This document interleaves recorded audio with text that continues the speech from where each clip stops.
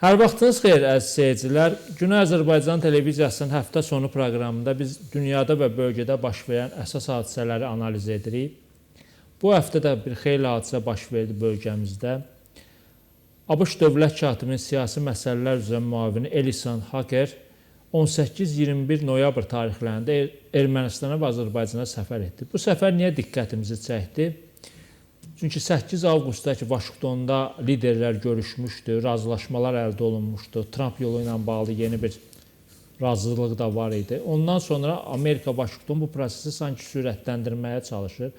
Ermənistana da bir 145 milyon dollarlıq kredit verildi ki, bu Trump yolu ilə bağlı ilkin çalışmalara başlasın. Amma hələ ki bir Ermənistan tərəfdən bir hərəkətlənmə yoxdur. Biz öz üzərimizə düşənləri edirik və gələn ortalarına qədər də dəhlizimiz artıq sərhəddə gedib dirənəcək, həm dəmir yolu inşaatı bitəcək, həm də avtomobil yolu. İndi Ermənistan hərəkət etməlidir. Ona görə bu səfərin bu əhəmiyyəti var. İrəvanda və Bakıda Amerikalı diplomatlar görüş keçirdi. Maraqlıdır ki, elə Amerikalı diplomat bölgədə olarkən Azərbaycan parlamentindən də bir nümayəndə heyəti başda Beynəlxalq Əlaqələr Komitəsinin sədri Səməd Səidovun başçılığı ilə bir nümayəndə heyəti Vaşinqtonda görüşlər keçirdi. Konqresdə, Dövlət Departamentində. Bu da vacib. Nəyə görə vacibdir? Çünki bilirsiniz ki, Azərbaycana qarşı ədalətsiz 907-ci düzəliş hələ də mövcuddur. Baxmayaraq ki, Donald Trump prezident onu dondurub. Bu məsələnin bir dəfəlik həllinə ehtiyac var. Ermənistanda da maraqlı proseslər cərəyan edir. Baş nazir Nikol Paşinyanın rəhbəri olduğu partiya Eçmiədzin kilsəsində yerləşdiyi bölgədə bələdiyyə seçkilərində qalib gəldi. Bu niyə onun üçün vacib idi? Çünki bu kilsə Paşinyana qarşı çıxır və Gümrüdə də əslində müxalifət vahid platform əsasında bələdiyyə seçkilərində öz namizədini bələdiyyə başçısı seçdirəmiş. Düzdür, sonradan o həbs oldu rüşvət ittihamı ilə. Amma bu qələbə Paşinyan üçün çox vacib idi və belə qalib qüvvə icma rəhbərliyinə 33 yerdən 19-unu qazanıb. Bu o deməkdir ki, tək başına bələdiyyə başçısını hakim partiya seçə biləcək. Radikal müxalifət çox da səs toplaya bilməyib. Belə bütün bu məlumatlar gələrkən Ermənistan baş nazirinin Qazaxıstana da səfəri oldu. Bu səfərə də xüsusi əhəmiyyət verdilər Ermənistanda. Niyə? Çünki düzdür, Azərbaycan körpü rolunu oynayır Mərkəzi Asiya ilə, amma əgər Azərbaycan körpü rolunu oynayacaqsa, Mərkəzi Asiyanın resursları Azərbaycan üzərindən nəql olunacaqsa, Zəngəzur və dəhliz üzərindən, Trump yolu üzərindən Ermənistandan da keçəcək. Ona görə də Ermənistan da çalışır ki, Azərbaycandan bu məsələdə geridə qalmasın, Mərkəzi Asiya ölkələri özəlliklə də Qazaxıstanla sıx əlaqələr qursun. Bu mövzuları proqramımızda müzakirə edəcəyik. Proqramımızın bugünkü qonağı çox hörmət etdiyimiz siyasi ekspert Məhəmməd Əsədullah-zadədir. Məhəmməd bəy, xoş gəlmisiniz. Xoş gördük. Məhəmməd bəy, birinci mövzudan başlayaq. Amerikalı diplomatın Bakı və İrəvana səfərindən.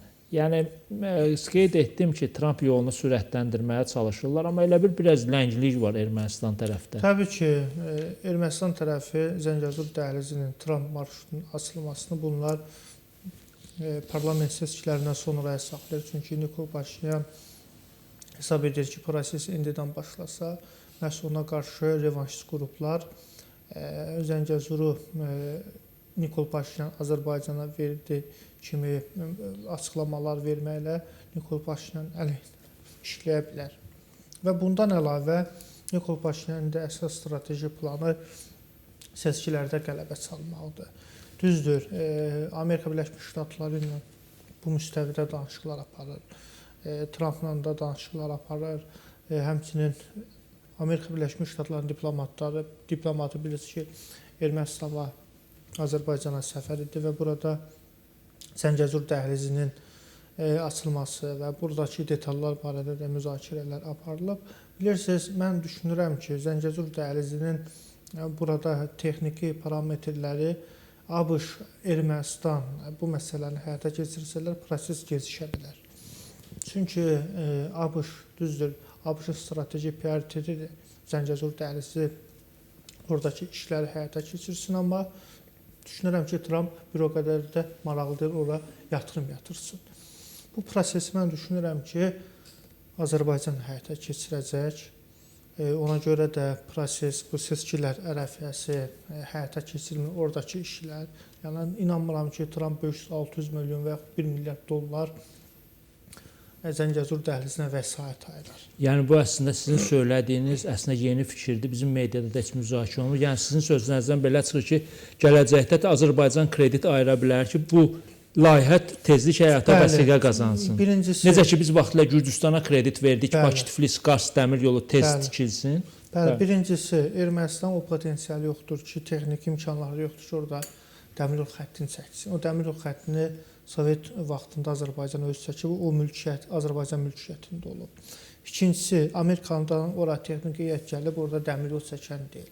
Trump necə Avropaya, Ukrayna ilə bağlı deyir ki, bu Avropanın problemində gedib özləri həll etsin, baxmayaraq ki, müttəfiqdirlər.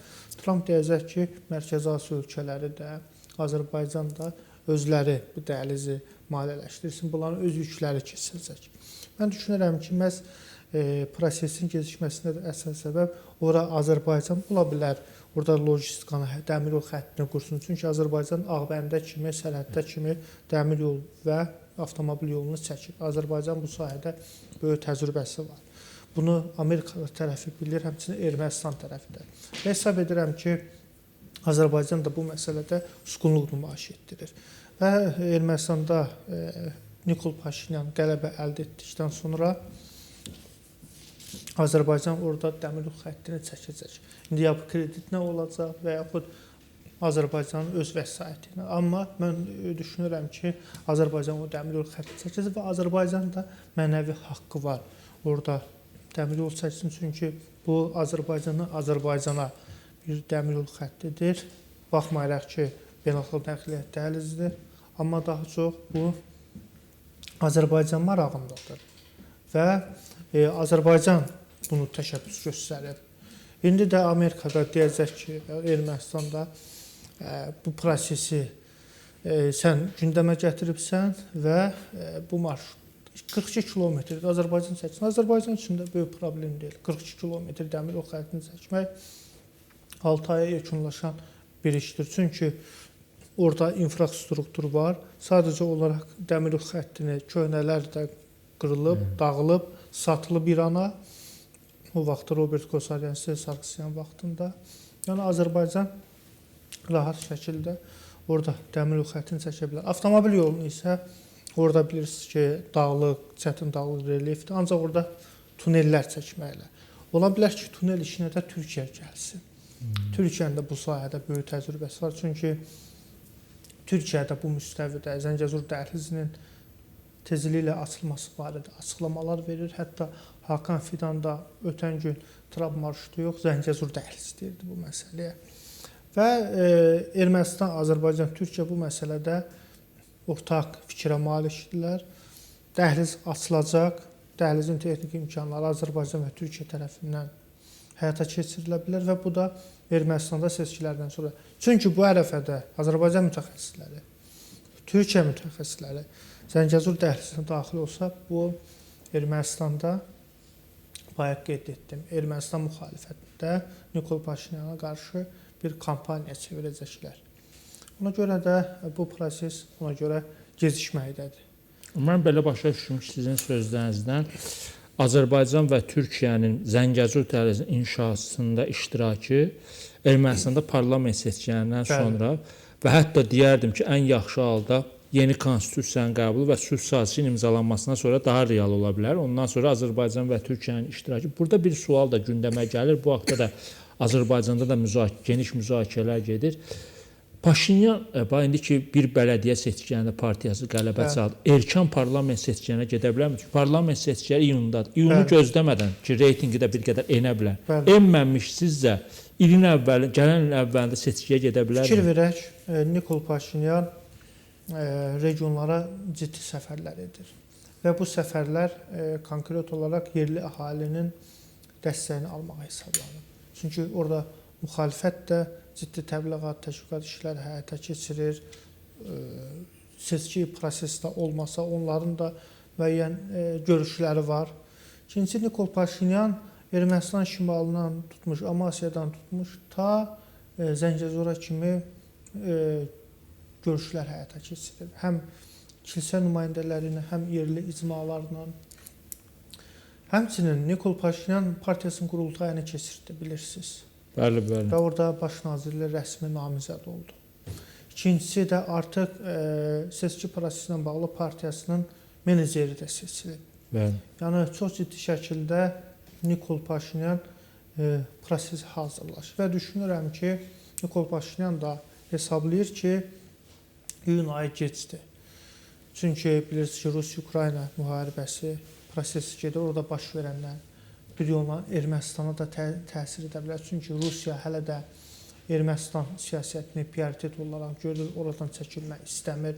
Hətta fikir versək, ötən gündə Rusiyanın bir məşhur radiosunun rəhbəri olub bir aparatçısı Ermənistana gəlib, yəni orada Rusiya avantürist Qarabağ xülyalarını dilə gətirib, ermənilər yenidən Qarabağa qayıtmalıdır, bu məsələ ilə barışmaq olmaz, bu məsələlər var. Yəni Ermənistan, Rusiya konkret olaraq demək olar ki, Ermənistanda gedən prosesləri yaxından izləyir və imkan vermək istəmir ki, Nikol Paşinyan seçilsin. Hətta ötən gündə Mariya Zaxarova elan etdi ki, üç tərəfli razılaşma hələ qüvvədədir. 2020-2021-ci il razılaşma. Halbuki necə qüvvədədir bu müəmmalar? Halbuki 8 avqustda bəli, bu məsələlər artıq fiyaskoya uğrayıb. İkincisi, Nikol Paşinyan konkret olaraq prosesləri düzgün qiymətləndirir. Real Ermənistan konsepsiyası həyata keçirir. Kilsəyə qarşı çox ciddi şəkildə baskıları var. Gümrünün bələdiyyə sədrini və onun oğlunu da ötən gün həbs etdi. Həmçinin Samvel Karapetyanı da həbs etdirib. Yəni proses Ermənistan daxilində müxalifət və hakimiyyət arasında çox ciddi şəkildə hazırda siyasi böhran var və Nikol Paşinyan onları neytrallaşdırır. Konkret olaraq qalıb Eçmiəddinlə də bağlı qərarlar verib və 2-ci Qaraceni istifaya göndərəcək. İstifaya da göndərməsə də artıq Erməni Apostol Kilsəsi 2-ci Qaracenin xalq tərəfindən dəstəyi qəti surətdə yoxdur. Nikol Paşinyan onu ifşa edib, hörməti yoxdur. Sabahlar 2-ci Qaracen çağırıb əhalini mitinglərə, etirazlara qaldırsa, əhali gəlməyəcək. İstər Robert Koçaryan, istər Sır Sarkisyan. Robert Koçaryan qatılacaq seçkilərə. Nikol Paşinyanın bu siyasi maraqlarına cavab verir, qoy qatılsın.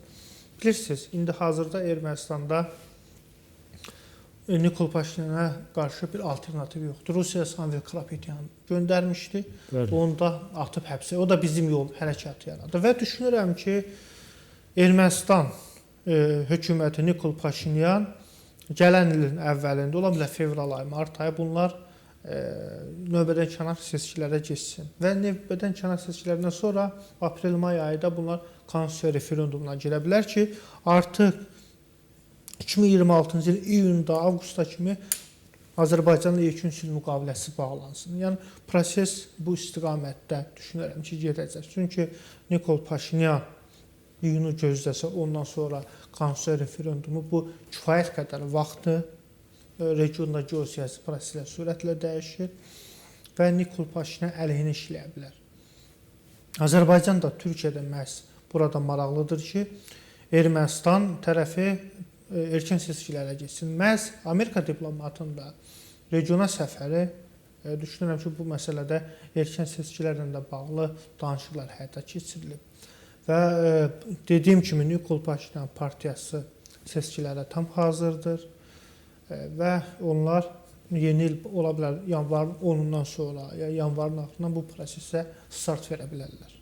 Onda belə çıxır ki, sizin də sözləriniz məntiqi bundan bu çıxır ki, Nikol Paşinyan erkən parlament seçkilərinə getsə, qələbəsini təmin edə bilər. Siz də mən sizinlə razıyam, yəni rəqibləri zəifdir. Koçaryan korrupsiya bataqlığında o vaxt hakimiyyətdə, amma bunu unutmayıb. Sarkisyan həmçinin, Karapetyan siz demiş, həbsdə saxlayır və inanmıram ki, seçkiyə qədər o həbsdən çıxsın. Qalır bir kilsə, kilsəni də nüfuzdan sağ vaxtı 2 yerə bölüb kilsə və kilsənin yerləşdiyi ərazidə də bələdiyyə seçkilərində seçkilər keçilir. Hətta Eçmiəddində yerləşən hərbi hissədə də onlar müəyyən əməliyyatlar, həbslər həyata keçirilir. O nə ilə əlaqələndirir o həbsləri? Mən düşünürəm ki, o həbslər Eçmiəddində bu təsadüfi deyil. Çünki Eçmiəddin ora Ermənistanda dini mərkəz sayılır. 2-ci Qaracenin də orada Erməni Apostol Kilsəsi də oradadır. Məhz hərbi hissədə həbsin həyata keçirilməsi. Mən düşünürəm ki, oradakı zabitlərin ola bilər kilsə ilə əlaqələri olub 2-ci Qaragillə. Həmçinin Rusiya ilə Rusiya ilə əlaqələri olub. 2-ci Qaragilin əlaqələr Rusiya əlaqələr deməkdir. Məhz 2-ci Qaragilin qardaşı oğlu və qardaşının da həbsi məhz Rusiya ilə bağlıdır. Hətta Nikol Paşinyan qardaşı oğlunu KGB agenti adlandırdı. Yəni proseslər bu müstəvidə sürətlə dəyişir Ermənistanda. Hələ mən istisna etmirəm ki, digər hərbi hissələrdə də həbslər həyata keçirilə bilər. Seçki yaxınlaşdıqca bəli, Nikol Paşinyan hərbi hissələrdə, hüquq mühafizə sistemində, həmçinin kilsənin özündə də Rusiyanın agentura şəbəkəsini ifşa edəcək. Hətta ola bilər ki, Serj Sarkisyanı seçkiyə də buraxmasın Nikol Paşinyan, çünki üstündə cinayət işi var. Ola bilər Robert Koçaryan buraxsın. Çünki Robert Koçaryanın seçkiyə getməsi Nikol Paşinyan əlini oynayır. Bu günlərdə Nikol Paşinyan, Serj Sarkisyanla Robert Koçaryan da arasında ciddi fikir ayrılıqları var. Samvel Karapetyanın da tərəfdarları da qəti surətdə hakimiyyət dəyişmək gücündə deyil. Samvel Karapetyan da siz də dediniz ki, onun seçkiyə kimi həbsdən çıxması da illüziyadır, mümkün deyil. Qaldısa Rusiya prosesə təsir edə bilərmi? Bu və ya digər formada. Mən düşünürəm ki, Rusiya artıq siyasi proseslərə yumşaq güclə Nikol Paşinyana təsir etmək funksiyasını əlindən çıxarıb. Qalıb bir müəyyən hərbi təxribatlar və yaxud suiqəst, çevriliş. Yəni, amma onu da yəqin Amerikanlar kəşfiyyat məlumatlarını Paşinyanla bölüşürlər. Buna da mən düşünürəm ki, Rusiya buna gedə bilməz, çünki Amerika Birləşmiş Ştatları bu məsələdə, həmçinin Türkiyə Nikol Paşinyanı da qoruya bilər. Və bundan əlavə Nikol Paşinyana da elə biz Azərbaycan televiziyasında onlara məsləhət görürük ki, o piyada, nəqliyyat avtobusla, çox hərəkət etməsin, velosiped sürməsin, ona qarşı hər hansı bir suiqəst də ola bilər. O, hazırda real Ermənistan konsepsiyası üçün, Ermənistan xalqı üçün lazımdır ki, Ermənistan cəmiyyətini bu revanşist düşüncədən, Azərbaycana və Türkiyəyə qarşı düşmənçilik ideologiyasından qutarsın. Həmçinin Ermənistanda Robert Koçaryan, Serj Sarkisyan xəstə təfəkkürü, erməni Apostol kilsəsində oturuşmuş, anti-türk, daşnaq, faşist düşüncəli şəxslər Rusiyanın oradakı köklənmiş sistemini dağıtsın. Məhəmməd bəy, bu arada bu gərginlik varkən, bu mübarizə Ermənistanda varkən, Paşinyanın Qazaxstana səfəri necə şərh edərdiniz? Bilirsiniz, Qazaxstanla Ermənistan arasında əlaqələr daima yüksək səviyyədə olub. Bu Azərbaycanın işğal vaxtında da bu münasibətlər yüksək səviyyədə də olub. Çünki Avrasiya İttifaqı çərçivəsində, KDMT çərçivəsində tərəflər arasında münasibətlər yüksək səviyyədədir. Hətta Tokayevə qarşı məlum etiraz aksiyaları keçiriləndə bilirsiniz, Ermənistan hətta hərbi heyət göndərmişdi. Hətta Qazaxstanda erməni lobbisi də var, ermənilər də var. Bəli, onlar da Qazaxstan hökumətinə müəyyən dərəcədə təsir etmək gücündədirlər, mən düşünürəm.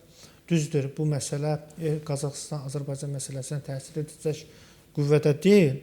Yəni, bunu oradakı ermənilər də yaxşı bilir ki, Qazaxstan hökumətinin Azərbaycanla bağlı nəsə bir söz təzyiq eləsə, bunu Qazaxstan qəti surətdə qəbul etməyəcək. Təsadüfi deyək ki, elə Qazaxstan prezidenti ilk Azərbaycan prezidentini Qazaxstana dəvət etdi. Məsəl üçün, əgər ilk Ermənistan baş nazirini dəvət etsəydi, bu Qazaxstan-Azərbaycan münasibəti təsir etməz, amma müəyyən suallar yarada bilərdi. Suallar yarada bilərdi. Ancaq bilirsiniz ki, Qazaxstan dediyim kimi müəyyən bir bağlar var, siyasi bağlar var Ermənistanla Qazaxstan arasında. Amma Nikol Paşinyanın səfəri bilirsiniz ki, Zəngəzur dəhlizi açılacaq. İkincisi də Qazaxstandan bu yaxınlarda buğdanın Ermənistan tranziti həyata keçirildi və Ermənistan da daima ilə baş nazir Nikol Paşinyan da Mərkəzi Asiya ölkələri ilə Qazaxstanla qurulyol əlaqəsi qurmaq istəyir. Çünki bu Ermənistanın iqtisadi maraqlarındadır. Həmçinin Qazaxıstan Mərkəzi Asiyada aparıcı dövlətdir. Getdikcə onun regional nüfuzu da artır. Geniş siyasi, iqtisadi potensialı var. və Mərkəzi Asiyanın lokomotivi dövləti rolunda çıxış edəcək. Və düşünürəm ki, Qazaxıstana səfəri həm Azərbaycan-Ermənistan münasibətlərinin daha da yaxşılaşdırılması, sülh prosesinə töhfə, Türkiyə-Ermənistan əlaqələrinin tezliklə bərpası, bu məsələlər müzakirə oluna bilər. Zəngəzur dəhlizinin açılması məsələsi müzakirə olunacaq. Ermənistan gələcəkdə Qazaxıstanla bu müstəvidə əlaqələr necə quracaq bu məsələlər. Qeyd etdiyim kimi, yəni burada əsasən iqtisadi əlaqələr daha çox özündə ehtiva edir. Çünki Rusiya ilə Ermənistan arasında da münasibətlər, bilirsiniz ki, soyuq münasibətlərdir. Ola bilər ki, Nikol Paşinyan Qazaxıstanla Rusiyanı Qazaxıstan əvəz eləsin bir çox məsələlərdir. Buğda məsələsində. O bizim üçün də faydalı olar Azərbaycan üçün. Təbii üçün. ki, Ermənistana bizim müəyyən dərəcədə təzyiq aləti əlimizdə olacaq. Türk ölkəsinin bəli, Ermənistanla iqtisadi inkişafı, iqtisadi əlaqələri təbii ki, Ermənistanı demək olar ki, öz çəmbərəmizə alırıq. Və gələcəkdə də Ermənistan da yaxşı başa düşür ki, artıq Rusiya ilə münasibətlər soyuyur, Azərbaycanla və Türkiyə ilə münasibətlər yeni dönəmə girir, Türk dilli dövlətlər təşkilatı yaradılıb və artıq Azərbaycan da Mərkəzi Asiyanın siyasi cəhətdən üzvüdür. Mərkəzi Asiya ölkələrinin Məşvərət Şurasının bilirsiniz ki, iclası bu ən daha çox siyasi-iqtisadi bir əməkdaşlıq formatıdır. Artıq Amerika Birləşmiş Ştatlarının da, Çinin də marağı bu günlər Mərkəzi Asiyadır. Bu günlər Mərkəzi Asiya artıq həm yeni siyasi nizamda rolunu artır, onun faydalı təbii ehtiyatları Qərb üçün də lazımdır. Bunların daşıması həyata keçiriləcək. Bunlar da təbii ki, Azərbaycan və Zəngəzur dəhlizi üzərindən keçəcək. Mən düşünürəm ki, Ermənistan daha çox bu məsələləri müzakirə etmək üçün Qazaxıstandadır. Mən belə başa düşdüm ki, bir əsas fundamental məsələlər Ermənistanla gələn ilə qalır. Siz də qeyd etdiniz.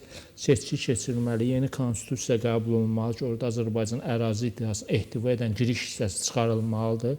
Ondan sonra Zəngəzur dəhlizinin tikintisi də sürətlənəcək, Azərbaycan və Türkiyədə iştirak edəcək.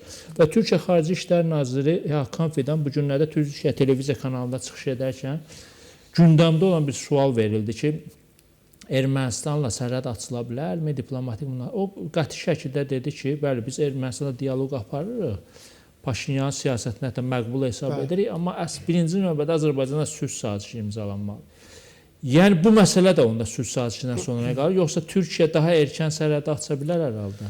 Mən düşünürəm ki, Hakan Fidan da burada qeyd etmişdi, Ermənistan arxayın ola bilər, prosesi gecikdirə bilər, yekun sülh müqaviləsini. Çünki Türkiyə ilə Ermənistan arasında münasibətlərin normallaşması, iqtisadi əlaqələr Ermənistana daha da faydalı ola bilər və yekun sülh müqaviləsi gecikə bilər. Ermənistan yəni demək istəyirsiniz ki, sərhəd açılsa, sülh müqaviləsini arxa plana atar. Amma əksi olsa, Ermənistan tələsməlidir ki, sülh sazişini Azərbaycana imzalayaq ki, Türkiyədə sərhəd açılsın. Mən düşünürəm ki, bəli, düzdür.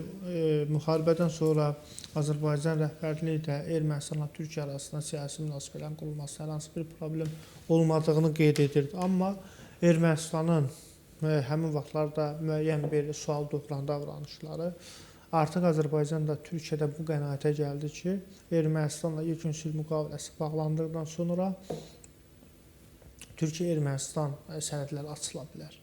Və düşünürəm ki, bu müstəvidə də yekun sülh müqaviləsi Ermənistan sıxışdırırlar ki, yəni erkən seçkilərə get, konstitusiya referendumuna get, sən daxildə məsələləri həll elə, ondan sonra yekun sülh müqaviləsi imzalanır. Mən düşünürəm ki, ən doğru addım da məhz budur. Məhəmməd bəy, girişdə qeyd etdim, deməli, Amerikalı diplomat ki, bölgəyə səfəri başlamışdı, Bakıda və İrəvanda oldu. Elə həmin günlərdə də Azərbaycan bir nümayəndə heyəti, parlament üzvləri və diplomatlardan ibarət nümayəndə heyəti Vaşinqtonda görüşlər keçirdilər. Konqresdə, səhv eləmirəmsə, Dövlət Departamentində, başqa ola bilsin dövlət institutlarında da Amerikada görüşlər keçirilib. Əsas mövzulardan biri ehtimal edə bilər ki, 9-7-ci düzəlişin ləğvi olub. Tramp sağ olsun, yəni Azərbaycan əməkdaşlığından çıxış edərək 8 avqust və ya ondan əvvəl bu düzəlişi dondurdu. Amma bizim əsas istəyimiz odur ki, ümumiyyətlə ortadan qaldırılsın. Düzdür, 90-cı illərin əvvəllərində ermənipərəst konqresmen Azərbaycana ədalətsiz münasibət göstərib bunu qəbul etdilər. Amma əgər Zəngəzur dəhlizi işə düşəcəksə, bunun ümumiyyətlə heç bir məntiq axı qalmır. Yəni 9-7-ci düzəlişin Zəngəzur dəhlizi işə düşəndən sonra ortadan qaldırılacağını proqnozlaşdıra bilərikmi? Maraqlıdır. Bilirsiniz ki, hazırda konqreslər respublikaçıların üstünlüyü təşkil edir və bu məsələ məhz konqresdən asılıdır. Prezidentdən asılı deyil. Hə, Trump öz üzərinə düşəni etdi əslində. Etdi, amma Trump da müəyyən dərəcədə konqreslərə təsir edə bilər. Bəli, razıyam. Və Azərbaycan nümayəndə heyətində ABŞ səfəri çox yerində obyektiv düşünülmüş bir səfərdir. Çünki artıq biz 9-7-ci düzəlişi ləğvinə nail olmalıyıq. Konqresdən görüşlər keçirilməlidir. Lobbilərdən istifadə olunmalıdır. Bu günlər Trumpla Azərbaycan prezidenti cənab İlham Əliyev arasında münasibətlər yüksək səviyyədədir. Və biz bu şəxsi əlaqələrdən istifadə edib 9-7-ci düzəlişin ləğvinə nail olmalıyıq. Sonra bilmək olmaz, yenidən demokratlar gələ bilərlər. Biden kimi birisi gələr. Onlar yenə də Azərbaycana qarşı demokratiya, insan hüquqları və fikir və söz azadlığını yenidən gündəmə gətirərlər. Çünki Azərbaycanda bilirsiniz ki, bu sahədə problem olub, həmişə var. Bundan sonra da yəqin ki olacaq. Bu da Amerikada administrasiyalara müəyyən kart blanş verir ki, Azərbaycana təzyiq etsin. Və bu müstəvidə Azərbaycan hakimiyyəti bu məsələdə çox çeviş davranır. Mən düşünürəm ki, Parlament Komitəsi, Beynəlxalq Əlaqələr Komitəsinin rəhbərliyinin bura gedişi görüşlər müsbət nəticələnməlidir. Çünki bu məsələ çox strateji bir məsələdir. Zəngəzur, Qarabağ məsələsi artıq həll olub. Zəngəzur dəhlizini Amerika icarəyə götürüb. İkincisi, Azərbaycanla artıq Amerika arasında strateji tərəfdaşlıq xaritəsi artıq hazırlanır. Əgər biz strateji tərəfdaşlıqsa 9-7-ci düzəlişin qalmasına ehtiyac var. Bu ən məntiqə də ziddir. Sən tərəfdaşlığa qarşı hələ bir sanksiya tətbiq edirsən. Sən Azərbaycan üzərindən Mərkəzi Asiya ilə əlaqələr qurursan. Hətta Azərbaycanın Mərkəzi Asiya Məşvərət Şurasının üzvü olmasında Amerikanın da burada dəstəyi var. Yəni Amerika da maraqlıdır bu məsələdə. Yəni mən düşünürəm ki, bu il ərzində 9-7-ci düzəlişin ləğvi mütləq şəkildə reallaşa bilər. Amma orada erməni lobbisi də aktivdir. Onu neytrallaşdırmaq lazımdır. Çünki bilirsiniz ki, erməni lobbisi hələ öz xorundan geri çəkilməyib. Onlar yenə də Qarabağ məsələsini, burada həbsdə olan separatçıların azadlığını, hətta Azərbaycana qarşı yenidən qətnamələrin, Azərbaycan qətnamələrin gündəmə gətirilməsində maraqlıdır. Hətta onlar Nikol Paşinyanı da ittiham edirlər, sülhə qarşıdırlar. Yəni Azərbaycan bu məsələdə erməni lobbisini neytrallaşdırmaq üçün öz təsir imkanları var.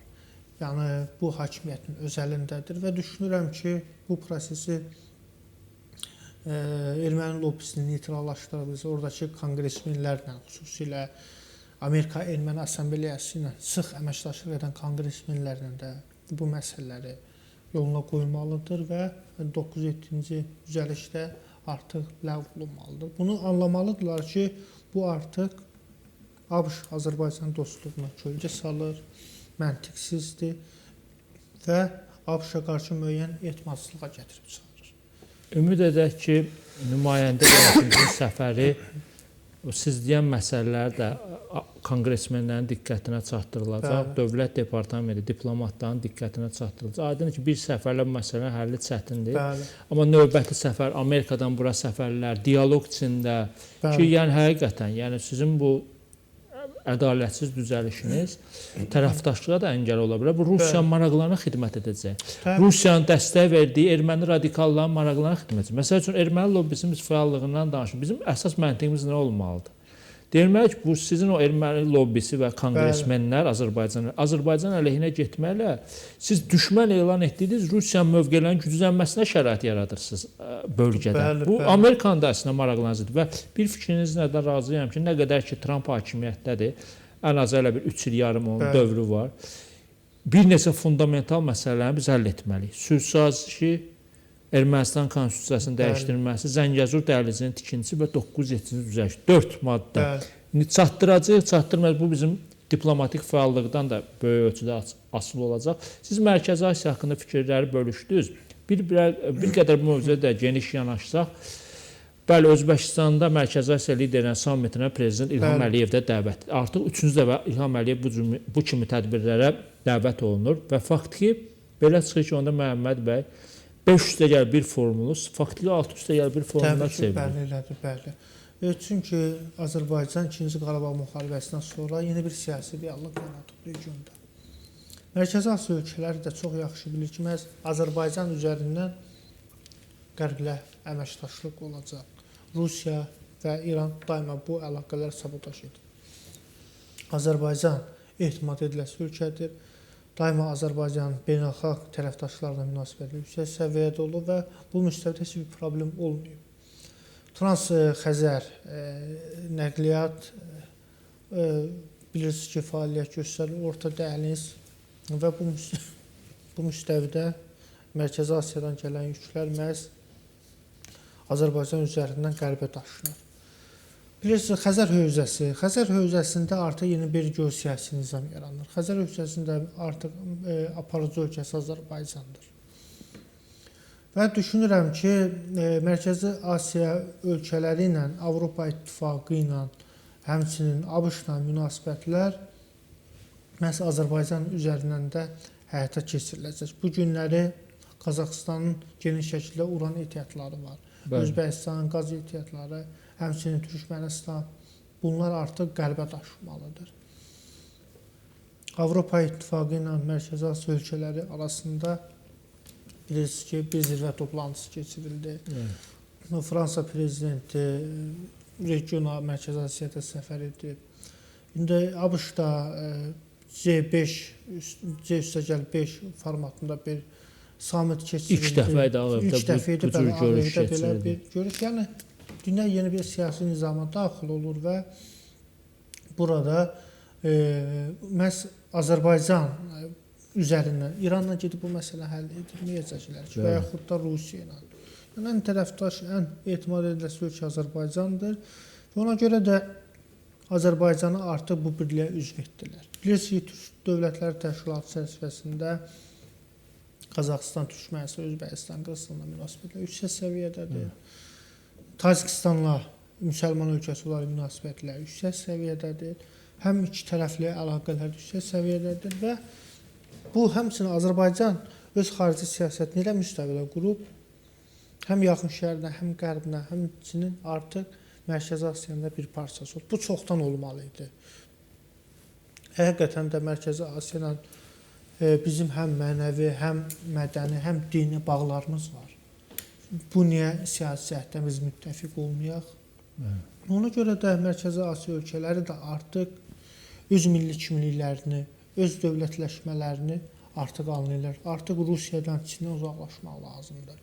Nə qədər ki, bu ölkələr Rusiya ilə, Çinlə yaxınlaşsalar, bunlar öz milli kimliklərini, öz dövlətçilik sistemini bir o qədər də başa düşməyəcəklər. Fikir verin, Qazaxıstan, Özbəkistan, Qırğızstan, Türkmənistan, nə vaxtdan bunlar öz milli kimliklərini ortaya çıxdılar. 2-ci Qarabağ müharibəsindən sonra Türkiylə əlaqələr, Türk Dövlətləri Təşkilatı çərçivəsində onların Azərbaycana dəfələrlə səfəri, bu konferansların təşkil olunması, Türk Dövlətləri Təşkilatı bir növ özlərini müstəqil hesab etdilər.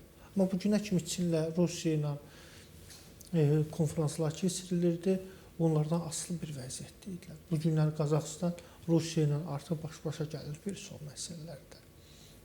Balanslı siyasət aparır. Özbəkistan həmçinin. Türkmənistan indiyə kimi neytral idi. Gazprom vasitəsilə qazı ucuz qiymətə Rusiya alırdı. Çin ucuz qaz alırdı Türkmenistanı.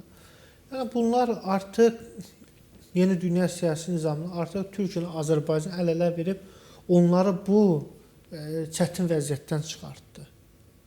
Yəni mən razıyam sizlə. Əslində 2-ci Qarabağ müharibəsindən sonraki Azərbaycanla Türkiyə arasında Şuşa bəyannaməsi imzalandı. Müttəfiqlik daha üst səviyyəyə qalxdı. Bəli, Mərkəzi Asiyanın Cənubi Qafqazı Azərbaycan-Türkiyə ittifaqına da maraq artdı. Çox maraq artdı. Dəfələrlə Qazaxıstan, Özbəkistan prezidentlərinin Azərbaycana səfəri, əllərini daşın altına qoyaraq Qarabağda məktəb, mədəniyyət mərkəzinə düşməsi biz onu da yüksək qiymətləndiririk. Yəni həqiqətən Mərkəzi Asiya ilə Azərbaycan və Türkiyə arasında sıx əlaqələr qurur. İndi Ermənistan da əgər Zəngəzur dəhlizini sürətlə inşa edərsə, Ermənistan da bu prosesdə müəyyən qədər rol oynaya bilər. Çünki dəhliz oradan keçir. Bəlkə də ona görə Tokayev Paşinyanı dəvət etmişdik. Bəlkə də Tokayev də təsir etmək istəyib ki, Paşinyana bu dəhlizin inşasını yubatma. Yubatmaq lazımdır. Bir də Ermənistana da etibar yoxdur. Yenə də növbəti mərhələdə Rusiya hər hansı reveranslara gedə bilər. Yenə də Avropa ölkəsi. Dəmiri isti döyərlər. Bəli, Qazaxıstan tərəfi də onu anladır, başa salır ki, artıq sən bu prosesin içindəsən. Hətta Qazaxıstan prezidenti Tokayev dedi ki, gəlin Türk Dövlətləri Təşkilatına yeni üzvlər qəbul edək. Yəni bu etnik cəhətdə olmasa bu Tacikistan da ola bilər, siyasi cəhətdə, elə Ermənistan da ola bilər. Ermənistan olmasında mən pis bir niyyət görmürəm. Yəni bu dövlət biz elə etməliyik ki, bizdən Azərbaycandan, Türkiyədən, türk dünyasının asılı vəziyyətə salıb. İrandan qoparaq, İran mühafizəkar dairələrini, Rusiyanın o şovinist qüvvələrindən qoparaq ki, düzdür, yenə də daşnaqlar səs-küy salmağa çalışır. Amma heç olmasa Paşinyan kimi bir qüvvələr də olsun ki, siz demiş, real siyasətə həyata keçirsinlər. Artıq Ermənistanda bir Paşinyanın sistemində sülh prosesini dəstəkləyən, digər siyasi sistem isə sülh prosesə qarşı çıxır. Amma qarşı çıxsalar da alternativ təklifləri yox. Yaxşı, nə təklif etsin? Azərbaycanla müharibə yenə də uduzacaqsınız. Uduzacaqlar. Ona görə də artıq Ermənistan siyasi cəmiyyətində yeni siyasi partiyalar, yeni qüvvələr yaradılmalıdır. Mən düşünürəm ki, sülh prosesinə dəstək versin. Mən hesab edirəm ki, Nikol Paşinyan buna gedəcək. Artıq o dedi ki, parlamentdə artıq Robert Koçaryan, Serj Sarkisyan bu ünsürləri dedi parlamentdə, bu mikrobları parlamentə buraxmaq lazımdır. Bunları Ermənistan cəmiyyətindən silib süpürmək lazımdır. Tam haqlıdır. Bəli, ona görə də mən düşünürəm ki, artıq sabahları Nikol Paşinyan əgər bu strategiyanı həyata keçirirsə, Ermənistan cəmiyyətini sağlamlaşdırırsa, hakimiyyətlər ömürlük deyil. Sabahlar Nikol Paşinyan hakimiyyətə gedəndən sonra bilməlidir ki, gələn partiyada Ermənistan cəmiyyətini bu siyasətlə aparacaq. Daha artıq düşmənçilik müstəvisində deyil. Ona görə də o çox düzgün qeyd edir ki, bu qüvvələr Robert Koçaryan, Serj Sarkisyan daşına silib süpürülməlidir Ermənistan siyasi cəmiyyətinə. Yeni qüvvələr gəlməlidir və onlar da Azərbaycanla Türkiyə ilə qonşu və dostluq münasibətlərini üstün verməklə siyasi mübarizə uğrunda mübarizə aparsınlar.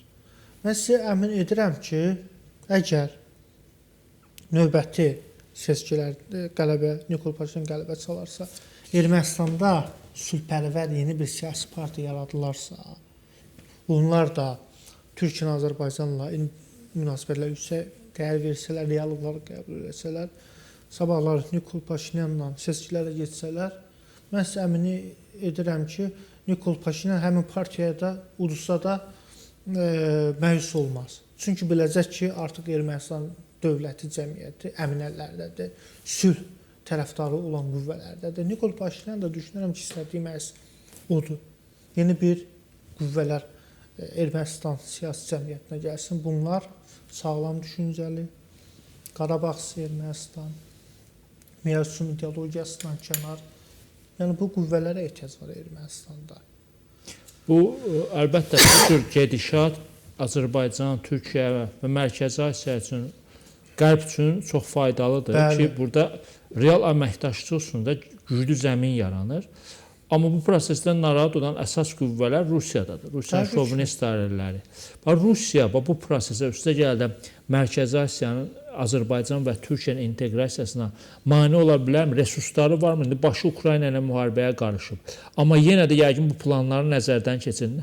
bir təfriqə yarada bilərmi Təbii siz? ki, Rusiya daima bu təfriqənin önündədir. Hətta ötən gündə Mariya Zakharova demədi ki, üç tərəfli format qüvvədədir. O ABŞ-Azərbaycan-Ermənistan birgə bəyannaməsini Moskva görmək istəmir. Qəti surətdə o bəyannamənin də adını çəkmir. Yalnız deyir ki, bizim bəyannamə. İkincisi, Rusiya kütləvi informasiya vasitələrində türk dilli dövlət təşkilatlarına qarşı Təbliğat aparılır. Fasilə verməyiblər. Təbliğat aparılır. İndi də o təbliğat davam edir. Rusiya Türkiyənin Cənubi Qafqazı və Mərkəzi Asiyada geopolitik güclənməsini qəti şəkildə qəbul etmir. Və əgər Trumpın sülh planı məcburi şəkildə Ukraynaya qəbul elətdirsə, bilirsiniz ki, Rusiya məmnundur bu plandan, çünki özü hazırdır. Bəli. Rusiya tərəfi Ukraynada öz taktiki qələbəsini elan eləyəcək və növbəti mərhələdə Cənubi Qafqaz Mərkəzi Asiya ölkələrini təzyiq edəcək. Azərbaycanın hələ müharibənin getdikcə nə qədər təzyiq etdi. Azal təyyarəsini vurdular. Ukraynada Azərbaycanın iqtisadi maraqlarına qarşı zərbələr vurdular. Qaz kompressor stansiyalarına, Sokarın zapravkalarına, soydaşlarımızı incidirlər. Soydaşlarımıza qarşı miqrant ovu Bir neçəsini öldürdülər. Bəli. İndiyənə kimi hələ də bu araşdırmanın nəticələri bəllidir. Sonda nə oldu?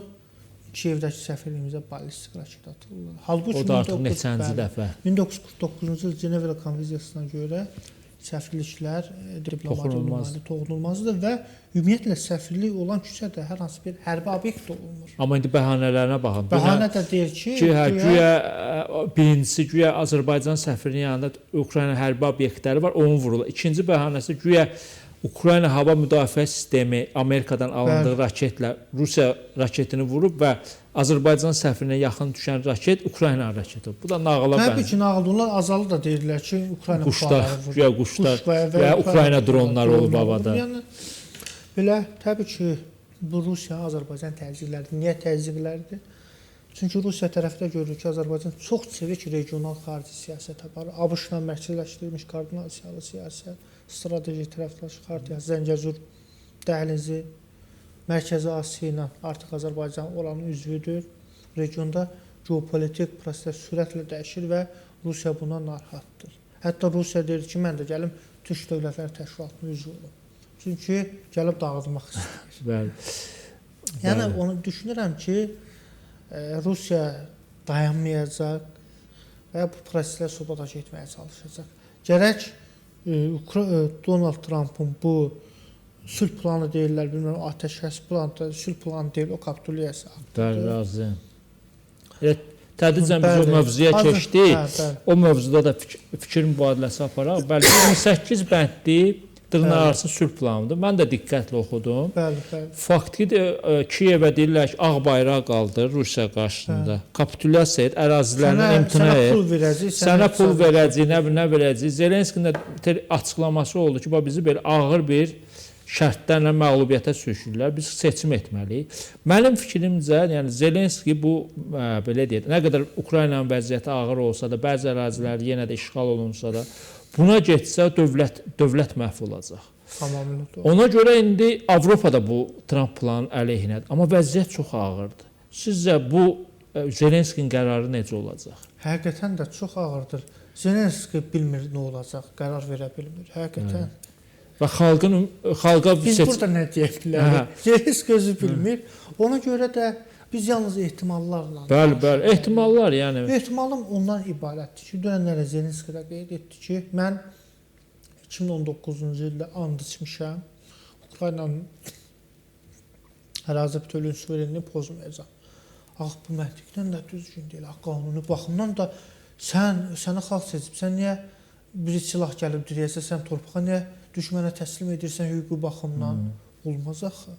İkincisi, buna Amerika don geyindirir ki, o icariyə verir. Axı, de facto, de jure da olmasa, de facto, axı, bu Rusiya ərazisi kimi tanınacaq. Krımdır, Donbasdır. Ona görə də düşünürəm ki, Zelenski qəbul etməzdir. Qəbul etməyəcəksə, müharibə, Amerikanın müəyyən dəstəyi kəsiləcək. Amerikanın dəstəyi kəsilsə, Ukrayna resursları tükənə bilərmi, yoxsa o dəstəyi, o boşluğu Avropa dolduracaq? Avropa dolduracaq. Məcbur da olur. Çünki son vaxtlar Avropa ölkələri hərbi texnika istehsalını da artırıblar ki, Ukrayna məğlub olmasın. Bəli. Almaniya, Fransa, Böyük Britaniya. Fransada bu günlərdə Zelenskinin bir səfəri oldu. Fransadan Rafael hərbi təyyarələrini alacaq. Hə, bəli. Amma bu günləri Avropa İttifaqı həqiqətən də öz iqtisadi siyasətdən artıq hərbi relsə keçirdirlər. Amerikanın bu addımı tərəfdaşlarını yarı yolda qoymaqdır, müttəfiqlərini yarı yolda qoymaqdır. Əgər Amerika bu sazişə getsə, Avropa kimi müttəfiqlərini itirəcək. Rusiyadan Amerikaya müttəfiq ola bilməz. Bunlar daima tarixən də olmayıblar. Mümkün deyil. Əgər Avropa ölkələri dirəniş göstərsə, proses uzana bilər. İkincisi, əgər Zelenski qəbul eləsə onu, indi Donald Trump onun korrupsiya ittihamları ilə bağlı çox üzərindən gedir, təzyiq edirlər. Zelenskinin də bu müstəvidə vəziyyəti yaxşı deyil, çünki komandası, onun dostları rüşvətə, amma dərhal da üstlərinə getdi. Yəni dostları olsa belə vəzifədən uzaqlaşdırdı. İstintaq başladı. Çünki Zelenski məncə anlayır ki, onu zəif yerindən vura bilərlər. Bir var korrupsiya, sülh dövründə korrupsiya, bir də var müharibə aparan dövlətdə korrupsiya, cəbhə bölgəsində savaşan hərbçilərə də pis təsir edə bilər. Bu günlər bəli, bu günlər Donald Trump istəmir ki, Zelenski burada hakimiyyətdə qalsın. Amma başa düşmürlər ki, bu müharibə Zelenskinin müharibəsi. Kim olursa olsun öz torpağından kim olursa olsun, ya Zelenski bundan sui-qəsd təşkil edəcəklər. Paraşenko birisi olsa, güya Paraşenko ərazi bütövlüyünə imtina mı edəcək? Atacaqlar ki, bəzi narazı hərbiçilərin üstlərinə Zelenskiyə sui-qəsd olundu. Bu da Rusiya maraqlarına xidmət edəcək. Bu da Rusiya maraqlarına xidmət edir. Yəni həqiqətən də Zelenski deyir ki, çox çətin həftəyə giririk. Burada Zelenskinin həyatı da təhlükəlidir. Ukraynanın taleyi də təhlükəli bir vəziyyətdir. Cəbhə bölgəsində də vəziyyət gərgindir. Cəbhə bölgəsində də vəziyyət gərgindir. Hər şey göründüyü kimi Donald Trump götürüb Vladimir Putinə kart blanş verib. Putin gördünüz müəyyən iclas keçirmişdə çox rahat, sərrast dedi ki, mən Donald Trumpın planı ilə razıyam. Çox əminliklə. Donald Trumpın da mən düşünürəm ki, planı bundan ibarətdir ki, bu sülhpərvər olacaq. Deyir ki, mən Azərbaycan ilə Ermənistan arasında müharibəni sonlandırdım. Biz heç nə demirik əslində. Biz heç nə demirik. Azərbaycan prezidenti sonlandırıb bu məsələ İlham Əliyev. Deyir, Pakistan Hindistan müharibəyə son verdi. Pakistan Hindistan arasında sülh olub. İndi bu da deyəcək ki, Ukrayna Rusiya arasında sadəcə Trumpa sadəcə atəşkəs lazımdır ki, torpaq kimdə qalır, qalsın vecinə də deyil. Tək atəşkəs özü dünyaya bəyan etsin ki, bu müharibəni də mən də yandırdım. Amma belə olmaz. Beynəlxalq hüquq pozulur, ərazi bütövlüyü pozulur. Qəti surətdə bu növbəti prezidentlərə yol aça bilər. Və siz demiş, bir qədər öncə ki, toxunduq, bu Rusiyanın qələbəsi təmin olunarsa bu şəkildə, işğal rəsmiləşərsə, Rusiyanın iştahı artacaq. İndi məsələn, Amerika, Cənubi Qafqaz və Mərkəzi Asiyaya sıx işləyir ki, işbirliyi. Amma Amerikanın planlarına mənfi təsir edə bilər. Rusiya gözünü tikəcək Cənubi Qafqaza, gözünü tikəcək Mərkəzi Asiyaya, bizə problemlər yaradacaq. Baltikaya gözünü tikəcək. Və Amerika prezidenti hesab edir ki, Rusiya ilə tərəfdaş olandan sonra Rusiyanın faydalı qazıntılarından, mineral ehtiyatlarından bəhrələnə bilər. Və Çinə qarşı Rusiyanı qoyacaq. Mən düşünürəm ki, Böyük Britaniya, Almaniya bu məsələdə, həmçinin Fransa, Donald Trumpı bu yanlış yoldan çəkinməlidir. Yalnız və yalnız ən aktiv plan atəşkəsə getməlidir. İndiki təmas xətti dondurulur. Onlar Zelenski razıdır, amma ona Putin razıdır. Putin deyir, mənim başqa tələblərim var. ABŞ prezidenti Donald Trump da prinsipcə Zelenski itkiləri qəbul edir ki, itirdiklərini geri qaytara bilməyəcək. Amma o orada bir planda çox biabırçı bənd var ki, Donbasa Ukrayna ordusunun nəzarət etdiyi hissələri də verməlisən Rusiyaya. O bufer zonu olacaq, ora ordu gəlməyəcək. Və güya Ukraynanın xeyrinə bir bənddə var ki, o Xerson, Zaporojyenin bir hissəsinə ki, Ukrayna ordusu nəzarət edir. O Ukraynada qalacaq.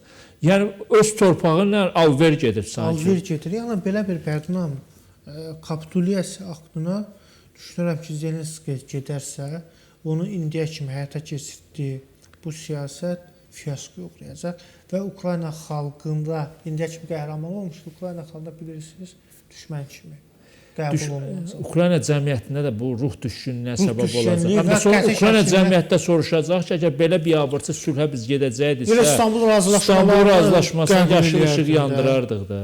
Yəni məsələ çox ciddi şəkildə böhrana qədəm qoymaqdadır. Bir son mövzumuz da var, ona da qısaca toxunaq Məhəmməd bəy. Bu İsrail-İran müharibəsi 12 gün çəkdi. Amerika da İrana zərbələr endirdi. Bəli, indi İrandan belə açıqlamalar verir ki, uranı zənginləşdirə çünki o yerlər bombalanıb, qapalı qalıb.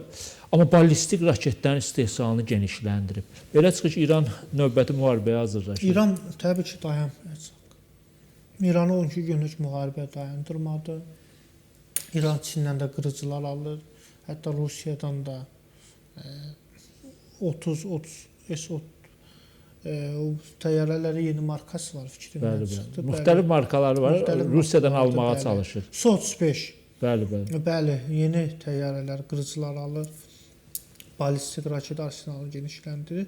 Bilirsiniz ki, İran uzun illər imperiya təfəkküründə olan bu farslar yaxın şərqdə daima çalışırlar ki, geosiyasi mövqeyini gücləndirsinlər və məğlub olmasınlar. Hətta indi bir çox İslam simvollarından imtina edib Əhməni Sasani simvollarını artıq bunlar meydanlarda, xiyabanlarda bunlar reklam edirlər. Deyəsən Rusiyanın bu işğalçı siyasəti bunlara nümunə olur, dırnaqarası nümunə olur. Bəli, düşünürəm ki, İranla müharibə qaçılmaz ola bilər. İsraillə elə ABŞ-da. Çünki bunlar danışıqlara getmir.